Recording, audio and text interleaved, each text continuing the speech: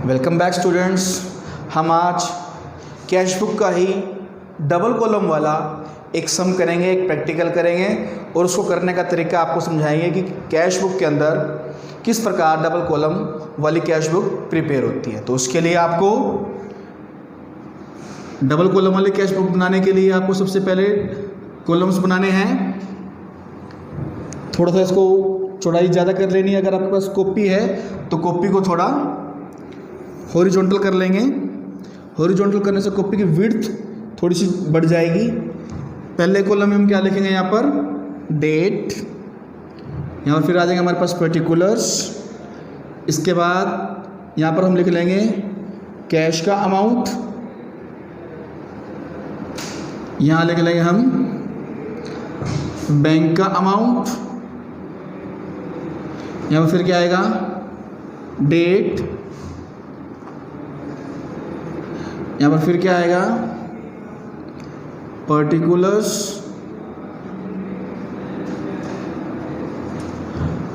और यहाँ पर कैश के साथ बैंक। तब इस सम के अगर आप ध्यान से देखें तो आपके पास अमाउंट के जो कॉलम है वो दो बन गए हैं, कैश और बैंक, कैश एंड बैंक। तो उसमें आपने ध्यान में क्या रखना है, ध्यान में यहाँ पर आपने नहीं रखना कि जो ट्रांजैक्शन कैश से रिलेटेड होगी कैश में आएगी, वो बैंक से रिलेटेड होगी वो बैंक में आएगी। एक बात मैं आपको और समझाना चाहता हूँ कॉन्ट्रा एंट्रीज के बारे में। कॉन्ट्रा एंट्रीज क्या होती है? कॉन्ट्रा एंट्रीज, कॉन्ट्रा एंट्रीज होती हैं जब आपका कैश और बैंक का इफेक्ट होता है जिसके ऊपर। अगर आपने पैसा बैंक में जमा करवाया है, cash deposited into bank, cash bank में जमा करवाया या बैंक से कैश निकलवाया है ना, कैश विड्रॉ फ्रॉम बैंक, लिख देता हूं मैं यहां पर cash deposited into bank,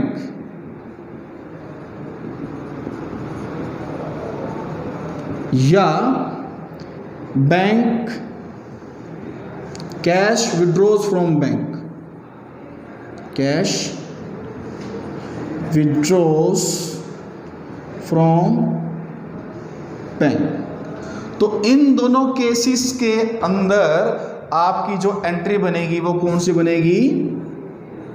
Contra entry. क्या बोलेंगे उसको हम? Contra entry. और जो कॉन्ट्रा एंट्री होती है उसका डबल इफेक्ट पड़ता है, डेबिट में भी एंड क्रेडिट में भी। कैसे होगा वो मैं आपको इस सम के थ्रू समझाता हूं, आपने थोड़ा ध्यान से समझना है। ये जो सम है मैं बुक की हेल्प से लूंगा। बुक के अंदर जो स्टेटमेंट है, स्टेटमेंट बुक से लेंगे, तरीका मैं आपको अपना सिखाऊंगा। ठीक है जी, स्टेटमेंट बुक से ले रहे हैं क्योंकि स्टेटमेंट से आपको थोड़ा ज़्यादा समझ में आ जाएगा। ये बुक के अंदर इलस्ट्रेशन नंबर 12 है। तो सबसे पहले हमें क्या रखा है, जनवरी 1 को, तो यहाँ पर हम लिखेंगे जनवरी 1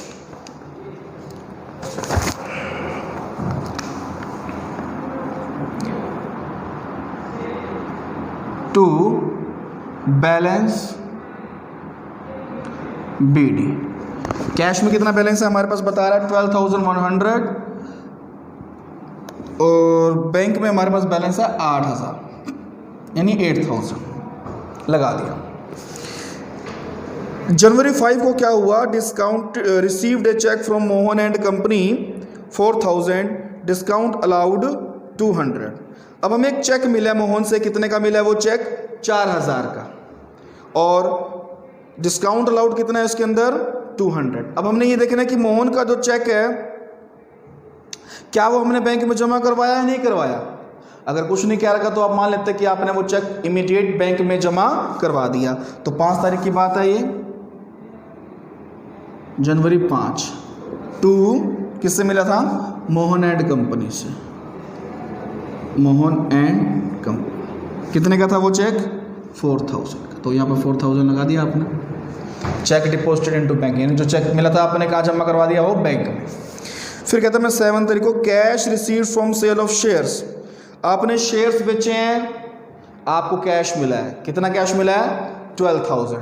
तो यहाँ पर क्या लिख देंगे हम?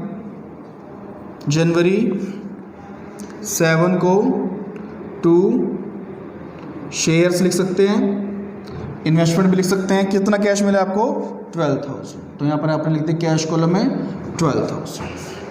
फिर कहता है हमारे पास जनवरी 8 को received cash 900 and cheque for 700 for cash sale, यानी आपने कैश 900 का कैश आपको मिला 900 रुपये एंड चेक मिला आपको 700 रुपये का फॉर कैश सेल। तो 900 रुपये आपने कहाँ लगा दिए कैश में, टू सेल्स अकाउंट के नाम से, और जनवरी 8 की बात है ये, और 700 का चेक मिला आपको, वो कहाँ जमा करवा दिया चेक आपने बैंक में। जनवरी 10 को कहता है हमें paid into bank including received check received on 5th and 8th जनवरी, यानी जो हमें 5 और 8 को चेक मिला था ना, 5 और 8 को, वो भी मिलाकर हमने टोटल कितने का चेक जमा करवा दिया बैंक में 10,000 का। तो देखो अब ध्यान से देखना चाहें तो 4,000 तो हमने ये जमा करवाया एक है चेक जो था 5 वाला, और 7,700 रुपये का चेक ये था। कितने हो गए आपके 4700। जरा ध्यान से समझना, टोटल आपने कितने पैसे जमा करवाया बैंक में 10,000 रुपये। कितने जमा करवाए आपने 10,000, जिसमें से 4700 के तो आपके पास चेक थे। अब वो जो चेक है वो यहां पर आप काटने के बजाय यहां लिख दें आप, जनवरी डेट है हमारे पास 10 जमा करवा दिए, टू यहां लिख देते हैं हम चेक। कितने के चेक गए आपके 4700 के चेक, और 5300 रुपये का आपके पास क्या हो जाएगा, क्या गया 5300 का कैश। तो मैंने भी आपको बताया था थोड़ी देर पहले कि अगर आपने कैश बैंक में जमा करवाया है तो उसकी एंट्री कौन सी बनती है भला, कॉन्ट्रा। और जो कॉन्ट्रा एंट्री होती है उसका डबल इफेक्ट पड़ता है। बैंक में जमा करवाया, बैंक कॉलम में तो यहां क्या लिखेंगे कैश, जनवरी 10 है ये भी बात, और 5300 रुपये की यहाँ पर कैश में भी एंट्री हो जाएगी, क्योंकि 5300 का कैश आपसे गया तो हम यहाँ पे क्या लिख देंगे, जनवरी 10 बाय बैंक अकाउंट, यानी 5300 रुपये आपने कहाँ जमा करवा दिए, बैंक में जमा करवा दिए। ध्यान से सीख लो एक बार दोबारा एंट्री। जनवरी 10 को बोल रहा है कि आपने टोटल 10,000 में जमा करवाया। 10,000 में आपका क्या था, 4,000 तो ये थे मोहन वाले, वो हमने उस दिन जमा नहीं करवाया। मान लिया आपने कि हमने उस दिन जमा नहीं करवाया, हमने 10 तारीख को करवाया वो जमा। और 700 रुपये आपके यहाँ थे सेल्स में, वो भी आपने जमा नहीं करवाया, तो हमने जमा करवाया 10 तारीख को। 10 तारीख को अपने 4700 तो वो हो गए, 4,000 का 5 वाला और 700 रुपये का ये वाला चेक, 4700 ये हो गए। टोटल हमने जमा करवाया 10,000, तो 5300 रुपये का हमने कैश जमा करवा दिया। और जो 5300 ये हैं ये हमने कैश में से क्या कर दिए, डेबिट भी कर दिए। और 47, कोई बच्चे सोच रहे होंगे 5300 कैसे आए, तो हमने 10,000 थे, 10,000 में 4700 का चेक, तो जो 10,000 में से 4700 माइनस कर दिए, हमारे पास कितने बचेंगे 5300, तो ये वो 5300 है 5300।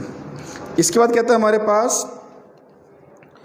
Paid for repair of typewriter, जनवरी 12 को। जनवरी 12 को क्या किया आपने, टाइपराइटर के पे किए हैं, तो यहाँ क्या लगा देंगे, बाय टाइपराइटर रिपेयर, कितने पैसे 200 रुपये, 200 की एंट्री है, 200 रुपये नोट कर लिए यहाँ से।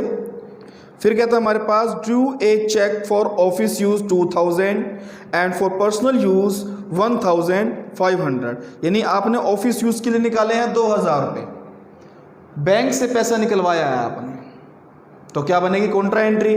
कितने निकलवाए बैंक से 2000, तो ऑफिस के लिए, तो जो ऑफिस के लिए निकलवाए हैं ना वो क्या बनेगी हमारी कॉन्ट्रा एंट्री। तो यहाँ क्या लिख देंगे हम, बाय कैश अकाउंट, साथ में सी लिख दिया, सी का मतलब कॉन्ट्रा। अब वहाँ पे बैंक कॉलम में आया तो यहाँ पर कौन से कॉलम में आएगा, वो कैश कॉलम में। कॉन्ट्रा की डबल एंट्री होती है, वहाँ पर बैंक में, यहाँ पर कैश में, या फिर यहाँ पर बैंक में वहाँ पर कैश में। तो यहाँ पर क्या लिख देंगे हम, टू बैंक अकाउंट कैश, सी का मतलब क्या है यहाँ पर कॉन्ट्रा। डेट है हमारे पास ये जनवरी 14 यहाँ पर लिख दिया जनवरी 14। ये तो हो गया जो हमने ऑफिस के लिए निकालने हैं। तो हमने पर्सनल यूज़ के लिए भी निकालने हैं। पर्सनल यूज़ के लिए कितने निकालने हैं अपने 1500। तो जो पर्सनल यूज़ के निकालते हैं उसको हम क्या बोलते हैं, ड्रॉइंग्स। डेट सेम ही रहेगी, अमाउंट क्या लिखना पड़ेगा 1500। आगे देखो, पे टू चंद्रपाल बाय चेक। हमने चेक दिया चंद्रपाल को, कितने का दिया, 600 रुपये का। डिस्काउंट भी है 50 रुपये, डिस्काउंट की एंट्री करने की जरूरत नहीं है आपको। तो यहाँ क्या लिख देंगे, बाय चंद्रपाल। कितने का चेक दिया, चेक दिया है ना 600 रुपये का चेक दिया। तो चेक कहाँ से निकलता है भला, बैंक से। बैंक कॉलम में लगा देने आपने। आगे क्या कहता है हमारे पास, give a cheque to Surender for cash purchase of furniture for office. यानी आपने एक चेक दिया है, किसको भला, सुरेंदर को, फर्नीचर लिया है। तो आप यहाँ क्या लिख देंगे, बाय फर्नीचर 5000 का। बैंक कॉलम में लगा दिया आपने, चेक दिया, चेक बैंक से निकलता है। फिर कहते हैं received a cheque from Naresh and company for commission. यानी हमें एक चेक मिला है, किससे मिला है, नरेश एंड कंपनी से 1800 रुपये का। तो चेक कहाँ जमा करवा दें हम, बैंक में। हमने मान लिया कि हमने उस दिन चेक जमा करवा दिया टू कमीशन के नाम से। आगे कह रहा है हमारे पास, rent paid by cheque on personal account of Satyanarayan. Satyanarayan को हमने रेंट दिया 800 रुपये का, चेक दिया ना, हाँ जी चेक है। तो चेक कहाँ से निकलेगा अपना, बैंक से, बाय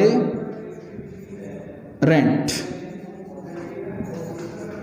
रेंट अकाउंट लिख देंगे यहाँ पर। आगे क्या बोल रहे हैं अपने को, रेंट के बाद issued a cheque for petty cash. हमने एक चेक दिया पेटी कैशियर को। पेटी कैशियर मतलब छोटे मोटे खर्चों के लिए। तो 100 रुपये निकाल लें। तो 100 रुपये गए बाय पेटी कैश। डेट वाले कॉलम में आप साथ में देखकर डेट लिख सकते हैं।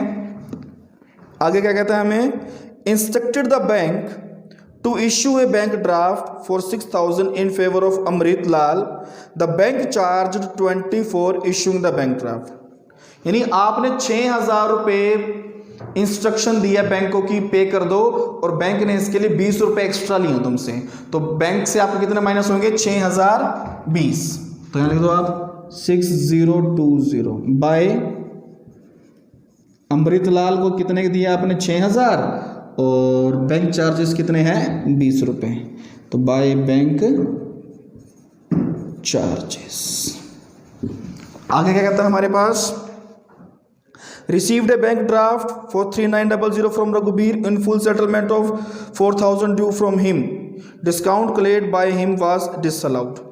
हमें बैंक ड्राफ्ट मिला है, किससे मिला है वो बैंक ड्राफ्ट, हमें 3900 का रघुबीर से। हालांकि लेने थे हमने उससे कितने भला, 4000। तो हमें मिले कितने हैं, 3900। तो आज की डेट में एंट्री कितने की करेंगे, 3900 को, टू रघुबीर प्रसाद 3900। आगे क्या बोल रहे हैं हमें, आगे कहता है हमें bank collected interest on securities. यानी 250 रुपये हमें क्या मिला है, इंटरेस्ट मिला है, और बैंक ने कलेक्ट किया। तो बैंक ने कलेक्ट किया तो हम यहाँ क्या लगाएंगे, टू इंटरेस्ट ऑन सिक्योरिटीज। ऐसा करने से आपकी सारी एंट्रियां क्लोज हो गई, सभी एंट्री हो गई। अब आपने क्या करना है, इन सब का टोटल कर लेना है। टोटल करने के लिए आपको पता है क्या करना है, total receipts and total payments. तो यहाँ देखो 12 और 12 24, और 1 25, 25 और 2 27। ऐसे ही यहाँ करेंगे आप, 8 और 10 18, 18 और 1 19, 19 और 3 22, और 1 23, 23,700, 23,950। डेबिट साइड में इतना आ गया हमारा। अब क्रेडिट में, क्रेडिट में देखो 5300 ये है और 200 ये, तो कितने हो गए, 5500। अब यहाँ आ जाए आप, 3500, 35 और 5000 कितने हो गए, 8500, 8500 और 6000, 14500, 14500 और 600 कितने हो गए, 15100, 15000, 100 और 800, 15900, 16000, और यहाँ पर कितना आ गया, 16020। यहाँ क्या लिख दोगे आप, टोटल पेमेंट्स। और यहाँ क्या लिखना है अपना, टोटल रिसिप्ट्स। ऐसा करने के बाद आपने देखना है अब कि किस साइड का टोटल ज़्यादा है। आपको नज़र आ रहा है कि सर डेबिट साइड का टोटल ज़्यादा है, तो डेबिट साइड का जो टोटल है वो दोनों साइड दोबारा लिख दो आप, जैसे मैंने आपको पिछले समय में समझाया था। और यही टोटल लिखने के बाद आपने क्या कर देना है, ऊपर वाला टोटल माइनस कर देना है और हमारे पास क्या आ जाएगा, वो बाय बैलेंस CD। तो जो बाय बैलेंस CD होगा वही क्या होगा, आपका आंसर होगा। तो ये था double column cash book. Double column cash book में आपने एक बात ध्यान में रखनी है कि आप कॉन्ट्रा एंट्री बड़े ध्यान से लें। कॉन्ट्रा एंट्री मतलब कैश डिपॉजिट इनटू बैंक, या बैंक में पैसे जमा करवाए हैं या निकलवाए हैं। एक तो वो बात में ध्यान में रखनी है आपने, और दूसरी चेक अगर आपको मिला है तो वो आपने बैंक में जमा करवाया है या नहीं। अगर कह रखा है कि चेक डिपॉजिटेड इनटू बैंक, सीधा बैंक में जमा हो गया, सीधा बैंक में जमा करवा देंगे।